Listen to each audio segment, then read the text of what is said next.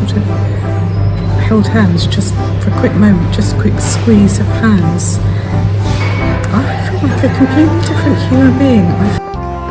Babinsky, Quince. Okay, are you using?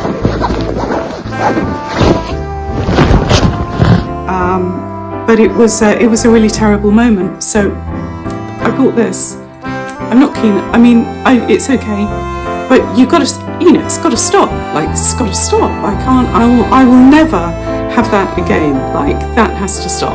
So if it's all right with you, you're just going to have to watch me put this up right now, and then it's just done.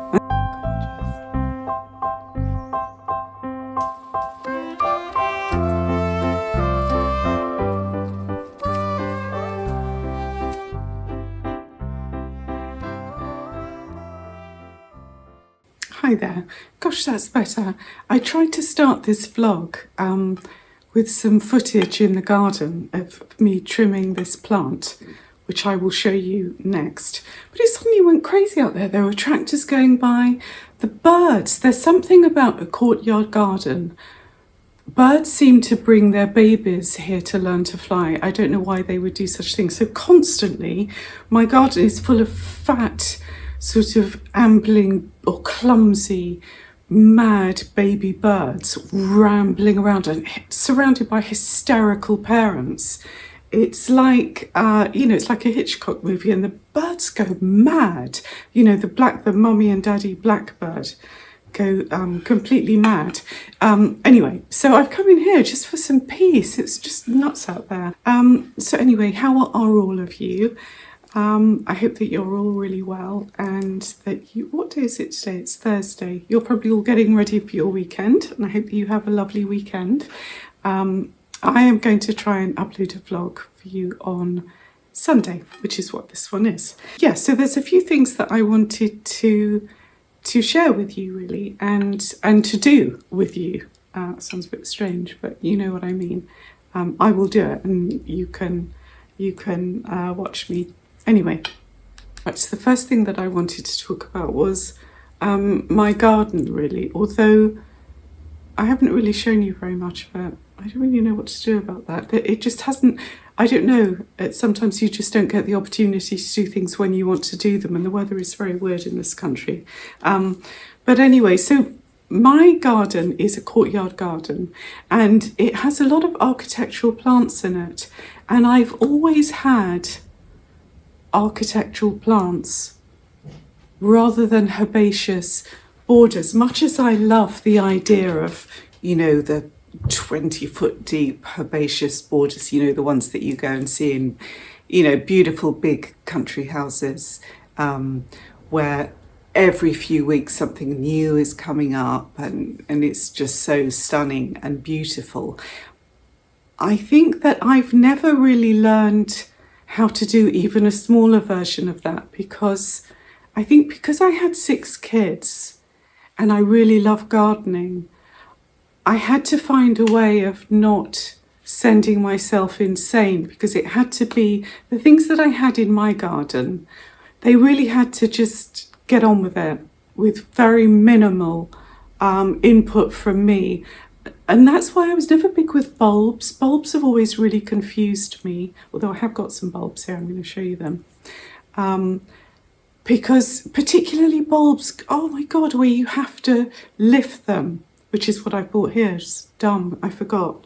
Anyway, where you have to lift them and do stuff with them. And of course, when you have a bulb, if it's not actually in a container, you have to remember where it is, because other things can... Anyway, just going back to architectural plants. So what I love about them, I think what I love about architectural plants is just the green and the form and the structure of them and their kind of sculptural nature.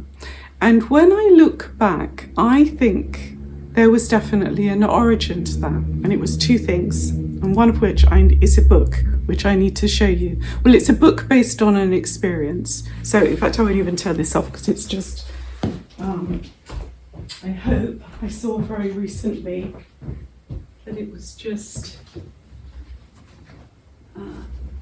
it's a poor little neglected plant here. Hang on, I'll come back.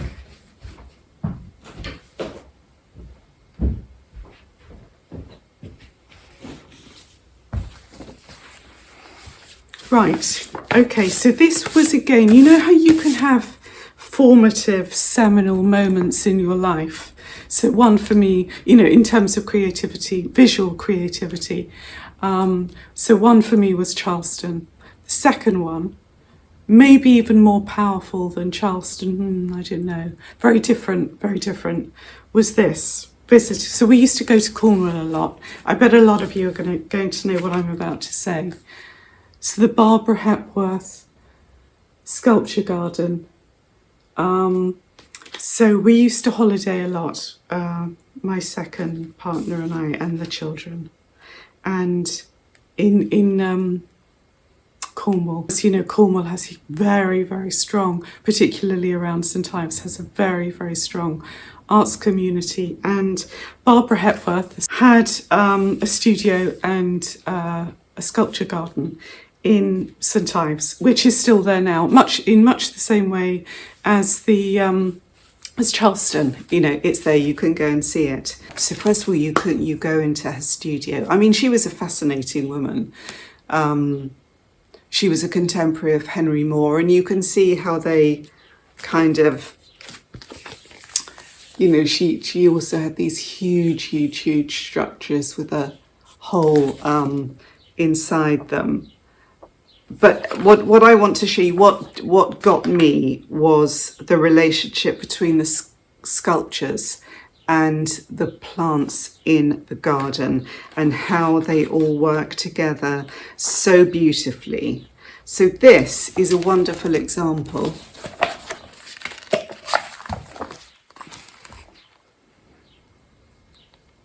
So here are her sculptures. There's one here, there's another one there. Another one there. So you have these, you know, these jagged plants alongside these sort of softer but none less powerful forms. Do you see? And they're not, this garden, do you see how visually arresting it is? But it's not pretty. It's not pretty, and for me, I love, you know, God, of course, I love a pretty garden, but the best gardens for me aren't necessarily about prettiness. Yeah, this is a terrible, this is not a good photo just because the colour's so awful in it. But so we have some tulips here, and then, you know, a big palm. But it's about the green, really, and also I think that's one of those ginormous lilies in the background there, and again that and the glaucous nature of that sculpture, and that same glaucous colour you can get in gardens. You know, look at the hostas, they're so sculptural and architectural, and you can get that very opaque blue-green kind of beautifulness. I mean, oh, now interestingly, that is prettier. You see, that is prettier. But even so, the primary effect is green on green on green. You know, even as the sculptures have green in them. And I think that you know, a green garden is very underrated, actually. But as I say, all just absolutely stunning. Yeah. This is just where my love of the palm trees came from. And I know that some people probably think they're really, you know, they're really naff, but I just don't think they are. I just love them. I think that they just deliver again and again and again. And I think there's nothing so vivid and beautiful as looking up through the fronds of a palm tree at the sky. Even in this country, it's gorgeous. Yeah, you see, and euphorbia. You know, euphorbia tick all the boxes for me because they are zero maintenance. And but they just look amazing. And yeah, the garden it just blew me away. Yeah, also you see the other thing you get when you have very architectural plants. I And by architectural plants, what do I mean? I mean plants with, big defined leaves. So I would, hostas are very architectural plants. I have a magnolia tree in a zinc container that I underplant just literally with nasturtiums. You literally couldn't get a more beautiful thing. It's just so gorgeous because, the big leathery leaves. So it's about form. Again, I think ferns, very architectural. Again, they just get on with it, they die back in winter, but then in the spring, there's just so, they literally just unfurl, and you can watch them day by day. It's just incredible. So what else do I mean? Yeah, like those big, they're a particular type of lily that have those huge leaves, which I think are just stunning. A stunning architectural plant, which I actually grew for a few years in a London garden, but then obviously it became too big and I couldn't sustain it, was a gunnera. Does anybody know gunnera? I'm going to find a picture of a gunnera and I'll put it in here, just in case you don't know. So a gunnera likes to live by the water. And so in London, I didn't have water, so I had to just water it loads and loads and loads. But I bought it just as this little baby thing. I just happened to be in a garden centre one day, and they just had a little baby one, and it was really cheap. And I just thought, I'm going to get it.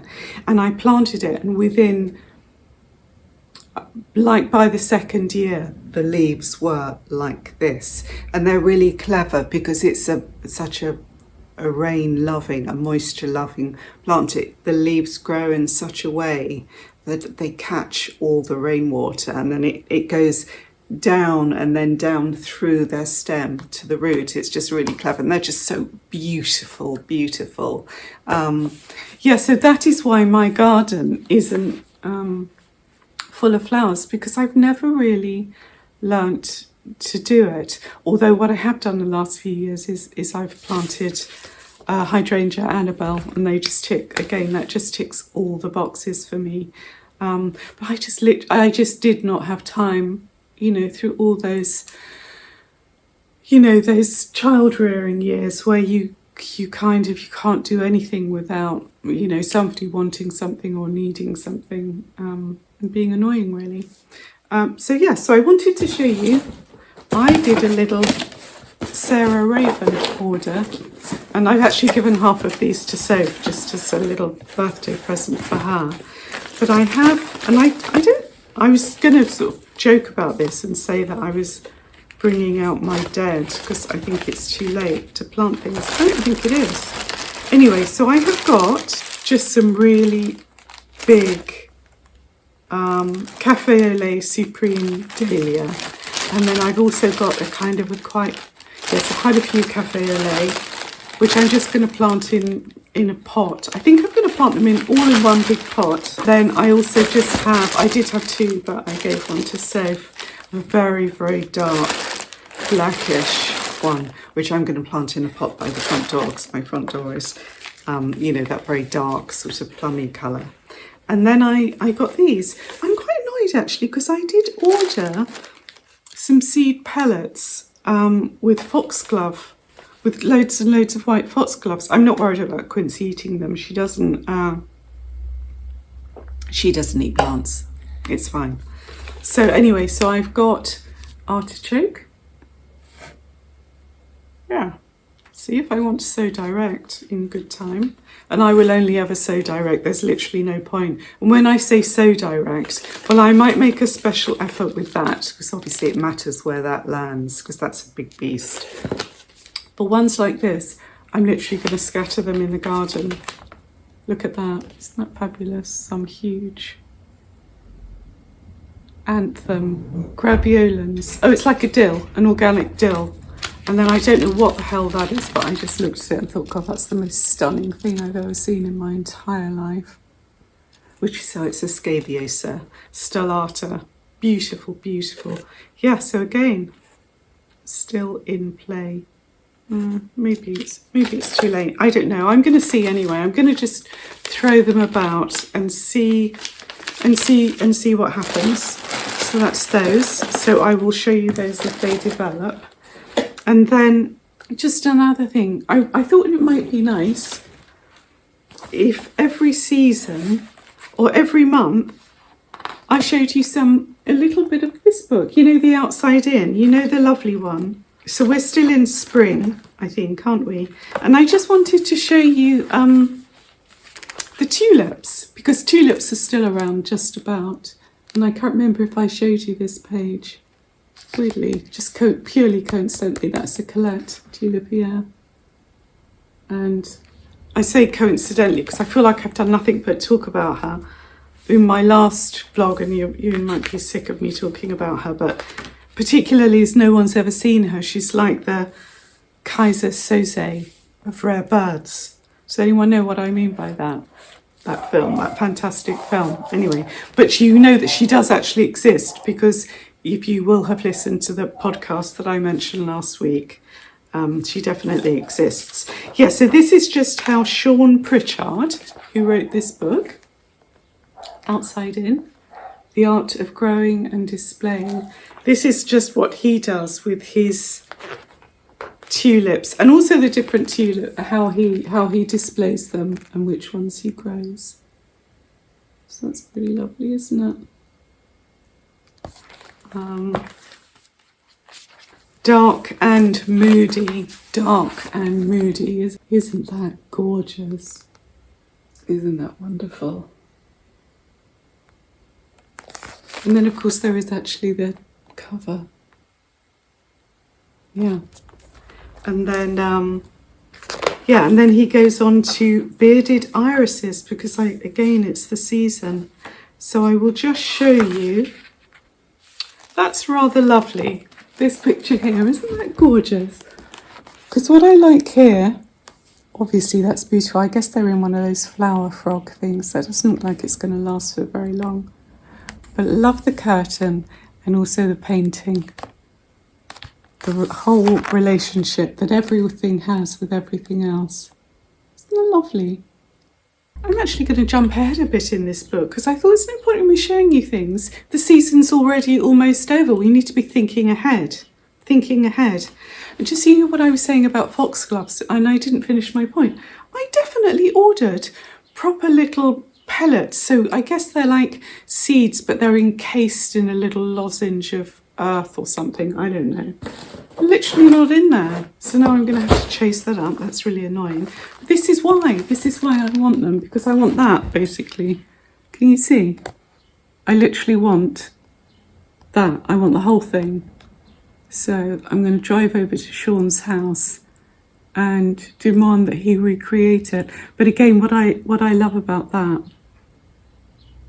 is everything. It's just everything.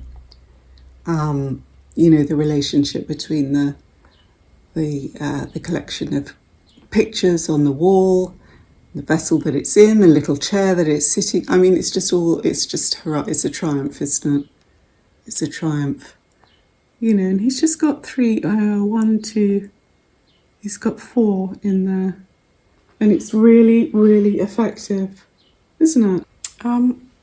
Yeah, I've got a couple of things I wanted to show you. And it probably seems like I thrift all the time. I really don't. It's only if I happen to be passing. But you know, sometimes when you're just passing like a thrift shop or a charity shop, or like you happen to go in and into an auction room and see something lovely. Well, that happened to me recently, and I got a couple of things which I've had for a couple of weeks. So you might have seen them in the background, but I just haven't sort of talked about them before now. The first one is that I'm extremely pleased with. So pleased. I love it so much. It's this giant plate. And I know that it's very imperfect. So somebody had a boo-boo with the glaze situation. But yeah, I just love it. It's terracotta. And I imagine it's Italian. Anyway, absolutely, isn't that just so divine? And I love the size of it. It will be an absolutely brilliant cake plate, actually, because what I always think is lovely to do is to, and you can see you could fit a big cake on this. So like I could put like a Christmas cake and decorate all around the edges, or even a summer cake, you know, and because I always think it's beautiful to have flowers around the edge, not necessarily to eat. I don't like the taste of flowers, you know, nasturtiums. Well, not with cake, anyway, it's wrong, it's just all wrong. But visually, it's beautiful. So that's lovely. That was £5. Isn't that incredible? And it's massive. Look how big it is. Huge. So I'm so pleased with that. I also really love the colour, that kind of slightly milky mustard with very, very dark green. Look. Isn't that gorgeous? So I was very pleased with that. Now this next thing, I'm extremely excited about it for a specific reason. It's basically Christmas. Sorry, I'm such a freak about Christmas. I absolutely adore it. And this Christmas is going to be a really good one because it'll be a big Christmas because most of the children are going to be here. So yeah, so look, it's really big as well. It's super big. But it is, so it's twice that size. Look, you know, it's immense. And it's the most beautiful, thick cotton linen. And you can't see it, but it has like, so it's red obviously, but it also has this lovely kind of mulberry colour in it, which I think makes it so much more interesting. It's beautifully made. It's like, it's quite an old, oh look, here it is. Walton, traditional textiles, established 1785. And it was like, in fact, I've still got the price on it. It was not like, it was actually £3.50. So that's going to be for my Christmas table. So I'm literally going to keep it for that because I'm so excited. And I wanted to ask you something, because I would, just because you have to think ahead in life, and I want to, I would love, one of my favourite things to watch on YouTube always is Vlogmas. And I wondered how all of you, if you all felt similarly about Vlogmas. Because if you do, I am going to try to do Vlogmas, because if I'm going to do Vlogmas, I will have a nervous breakdown, which might be quite entertaining, because Christmas, also I work quite a lot, retail, and Christmas is full on, but I'm all about the prep. Like, I feel I cook way ahead, and I just think it could be really lovely. And I don't know, just watching Vlogmas has always made me feel lovely. So the reason I even mentioned, but if you would like to watch a Vlogmas, watch me do a Vlogmas. And I realise it's only April, it's ridiculous. Will you just write the word Vlogmas in the comments? So that there's that for Christmas. But regardless of anything, I'll still do a lot at Christmas. So if you're a person who doesn't like Christmas, I'm sorry about that. Colette doesn't like Christmas. I've got to stop talking about Colette. I don't know, she's just on my mind a lot lately. Anyway, and she's lovely. So there we are. So that is that. And then there was something else. Yes. Right, I've got something else I want to show you. Right, I'm back. I've got it. So just to put what I'm going to show you into context, so you can understand the gravity of this thing. So you know the hospital thing that we had, the family medical emergency. So it was actually Charlie, and it was about 11 o'clock at night, and he knocked on my door. I'd just literally got into bed. He knocked on my door and he said, "Mum, how far do you think we are from the nearest A&E, which is accident and emergency in this country?" And I said, "About 25 minutes. I said, "What's up?" And then he said something. He told me something, and you know when you just get a vibe. There was something he said which was very like something that a friend of mine had said.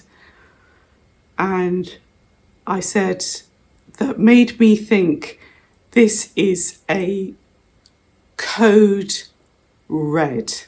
This is code red. Okay, so I said, pretty calmly, I said, "Oh, look, not a problem. I'm just going to get dressed. I'll take you." So I got dressed in like nanoseconds, went downstairs, went to get my keys, couldn't find my keys, just couldn't find my keys. So bear in mind, this was the day, you know, on the last week's vlog, no, not last week's, the one I've just posted, the one before this, you know, that lovely day at the New where we had the breakfast and the boys and blah, blah, blah, blah, blah. So that was where I had been that day. And so the kids were here as well. And I could not find my keys. And not only could I not find them, but it went on for quite some time. And it was just one of the worst experiences of my life, really. And it's funny because I've spoken about it with Charlie later, and he said that watching me try to find the keys and try to look like I was calm but he was thinking, you know, great, like I'm literally going to check out now because Mum can't find her keys. And I couldn't, and I tried to be really ordered, because sometimes you can't start, you know, swiping your hand across tables and looking, first of all, because I didn't want to look like I was demented, and second of all, because you don't want to create more of a mess because you need to go back to where you've been. So I used my hand like a useless scanner. So for example, this coffee table here, I stood there and I was like this with my eyes, and scanning like that, like, oh, this has no eyes on it. No, useless.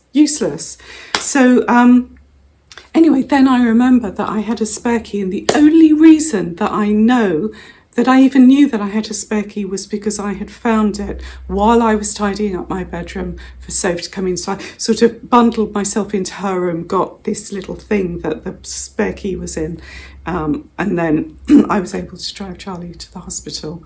But it was a really terrible moment. So I bought this.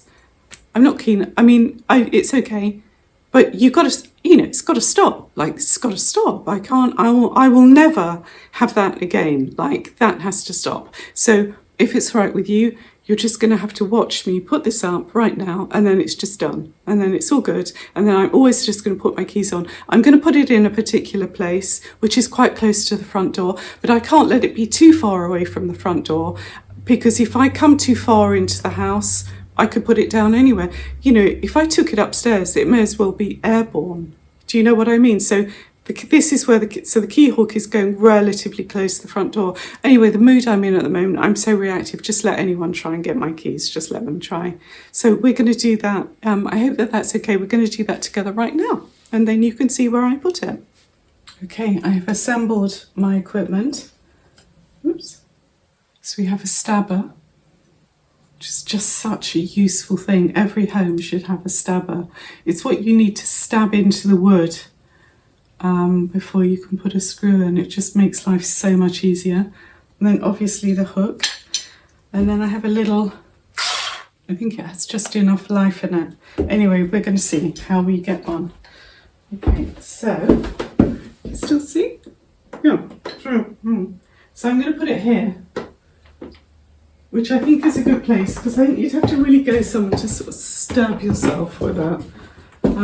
But also, it's not so high that it would be impossible for children to get if they needed to, like the grandchildren, because they could always get a chair or something like that if they needed to. So yeah, so I think I'm going to put it here. And so we're going to...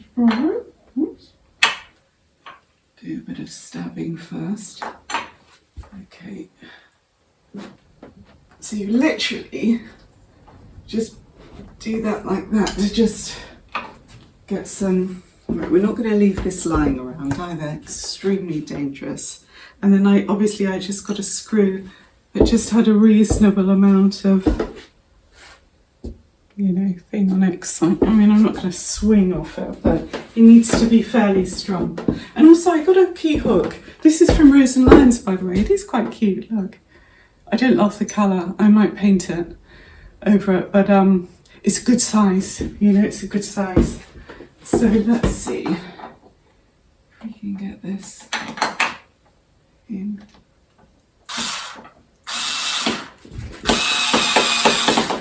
Okay.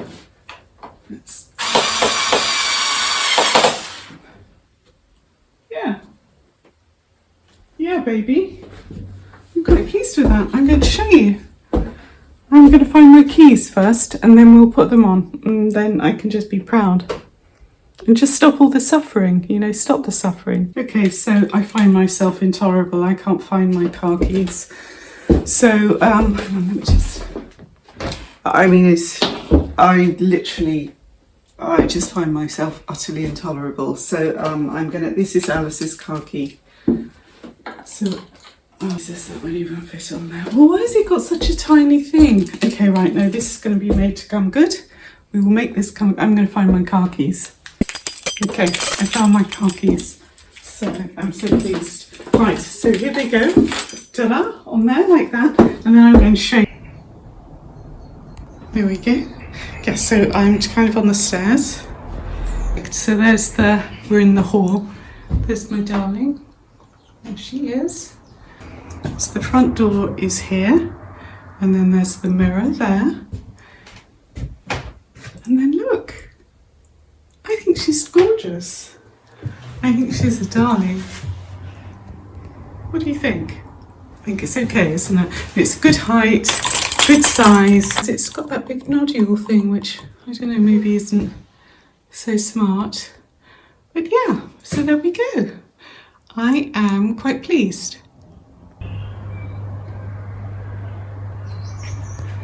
It's moody, stormy light out here. Look how well it works with the tulips. Aren't they gorgeous?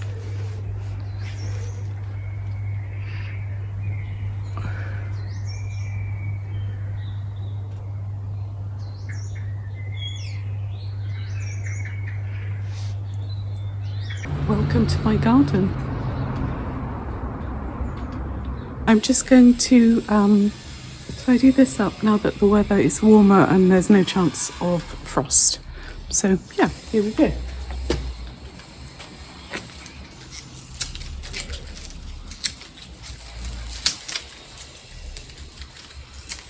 This is going to look so much better.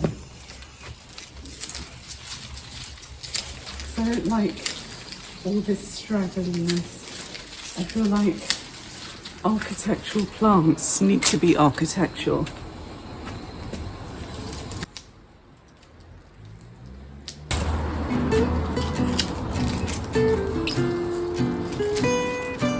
Because it's kind of like the difference between a hippie and a preppy.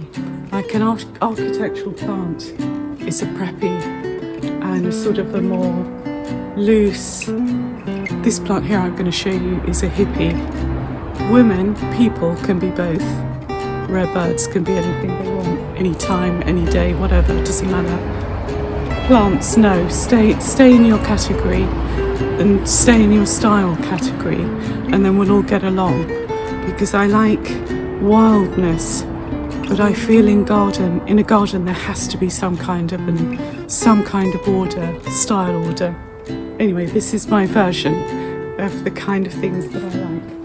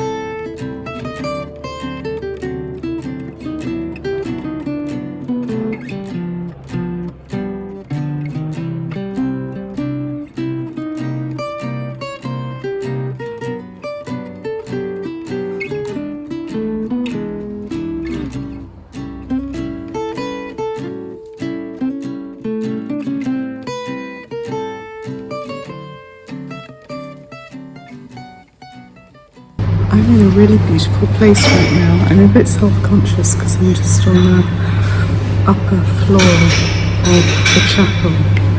And there is someone else working up here across there. But I'm going to try and show you this place because it's unbelievably beautiful and unusual. So it is a converted chapel. And if this was a theatre, where I'm sitting right now would be the gods, because it's super high and you look down on this sort of empty space, which is actually where the cafe is now. So I'm going to take you on a little tour because it's gorgeous. And it's such an interesting thing. Moon is such an interesting thing because I've been at work and I haven't been feeling great, just really not great. You know, when you just actually can't wait to go home and just be in your own space, but I can't actually go home at the moment because I'm waiting for someone. So I've got kind of like an hour to kill. And I thought, well, shall I just go sit in my car? Or shall I try and do something? And I thought, I'm going to go into the chapel and just have a look. But on my key point is on my way into the chapel, I saw a friend. Her name is Lisa, and she's going to be joining the book group. And it's a really weird thing because I've always just had this lovely connection with her. I only know her through the shop, but I've always had a lovely connection with her, and she's just really interesting, vibrant. You know, one of those women who just has a lovely kind of vibrant buzz about her, and I love her. And anyway, I just saw her, and I said, because she's just literally starting the book group, and I said, are you coming? Are you coming? And she said, yes, I am. I haven't read the book. She's very, very well read. I haven't read the book. And just sort of held hands, just for a quick moment, just a quick squeeze of hands. I felt like a completely different human being. I felt so flipping, I felt really low. My God, I felt so low. And now I feel totally different. And sometimes it's just that little snap of human connection, that little snap of just human energy, you know, with somebody who you don't even have to know well. It just needs to be something. It's just utterly transformative. Anyway, so this is meant to be an upbeat, nice little thing that I just wanted to share with you. And now I'm going to turn my camera around and I'm going to take a little photo. And what do you think of these sunglasses as well? I've just got them from Rose and Lyons, but you know, they're that French brand. I'm quite liking the cream coloured frames. So yeah, right, anyway, I'm going to show you right now where I am, because I think it's really cool and I think that you are going to like it. Before I do that though, I just want to show you the book they're reading for book group. This one. Has anyone read it? I know that it's a classic. I haven't read it. But I really felt, look at that, I just want to be there really. But I think that it did. It won the Booker Prize. Anita Book, no, so it's not going to be too shabby, is it? It's definitely not going to be too shabby. Anyway, I just wanted to, anyway, right, I'm gonna walk you around. I'm gonna go incognito with my glasses, okay? So just to provide you with context, that is obviously was coming through this window